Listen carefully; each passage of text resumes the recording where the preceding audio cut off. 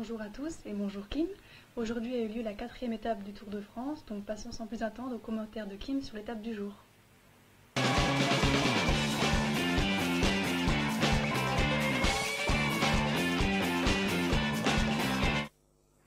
Alors Kim, quelles ont été tes impressions sur cette étape aujourd'hui?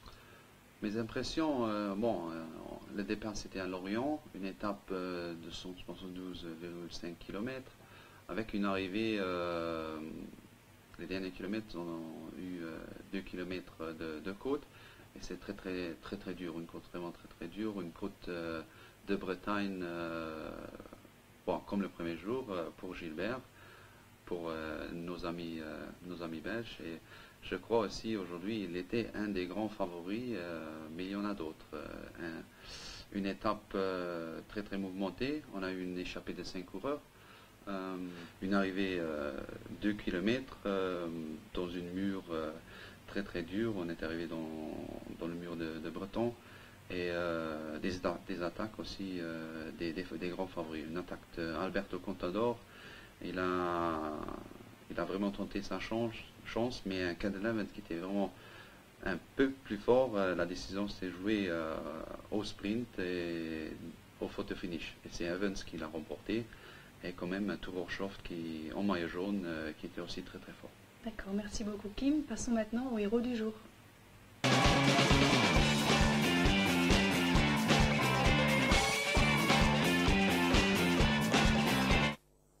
Alors Kim, si tu devais en choisir un sur cette étape, quel serait selon toi le héros?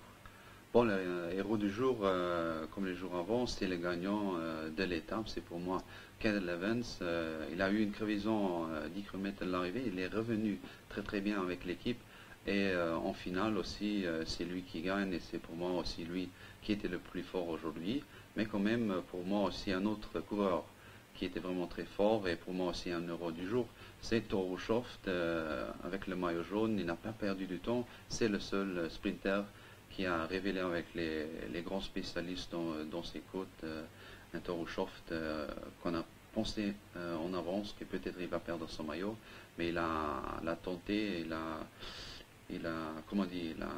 joué son coup et il est arrivé d'arriver avec les premiers. D'accord, ben bravo à lui alors. Yeah. Passons maintenant sans plus attendre aux questions des internautes.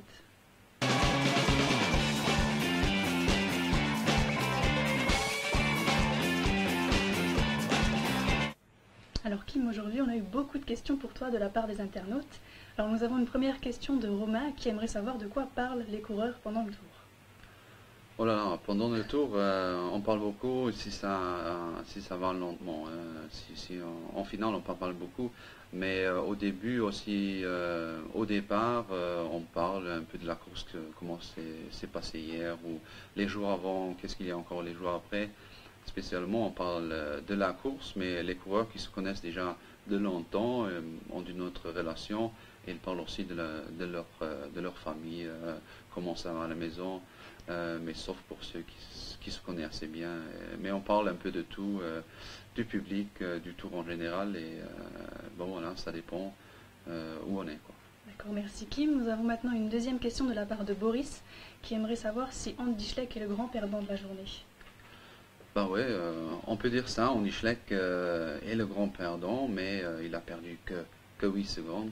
Pour lui, il a fait l'interview tout de suite après l'arrivée. Pour lui, il a dit, ok, c'est pas très bien, mais c'est pas une catastrophe.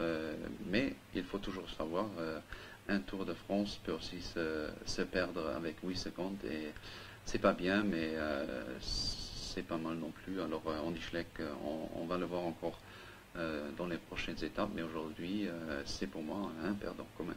Merci Kim. Nous avons maintenant une troisième question donc de la part de Mertin qui aimerait savoir si Frank Schleck est forcément réduit à jouer le bras droit de son frère. Bon, c'est difficile à dire, mais on est parti avec deux leaders, Frank et Andy, et je crois que Frank va aussi tenter sa chance. Maintenant, il est devant son frère, et c'est lui normalement le mieux dans les Alpes et aussi dans les Pyrénées. Et ça va se voir dans la dernière semaine, et là, on va voir si Frank est le mieux placé ou Andy. Si Andy a un plus grand retard qui peut plus rien jouer dans le classement général, alors tout pour Frank ces jours-là. D'accord, merci Kim. Et pour finir, nous avons une dernière question de la part de Jeannot qui aimerait savoir combien d'argent gagne-t-on en étant maillot jaune? Oui, en maillot jaune, normalement, c'était prévu environ 4 000 € par jour.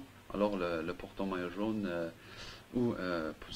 normalement, c'est pour l'équipe, ça va se diviser par les coureurs, ça doit être environ 4 000 €.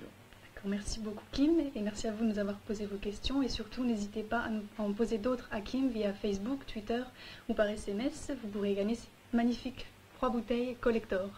Passons donc maintenant au pronostic de Kim sur l'étape de demain.